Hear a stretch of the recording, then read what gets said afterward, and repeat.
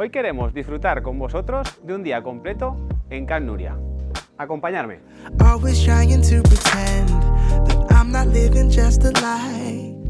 Esta villa está ubicada en la urbanización de Torrenconil, a tan solo 10 minutos de Valencia, con seguridad privada y desde la que podemos disfrutar tanto del Club de Golf Escorpión como de las vistas a la montaña.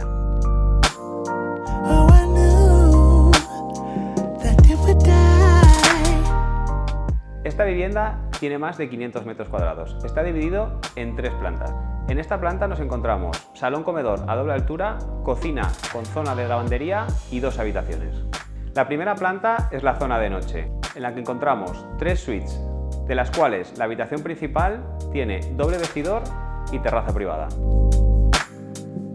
Y por último está el sótano, preparado como zona de ocio, donde encontramos sala de cine, sala de juegos y una segunda cocina. La vivienda está construida sobre una parcela de más de 1000 metros cuadrados. Por su orientación nos permite disfrutar de esta maravillosa zona chill out con su piscina desbordante.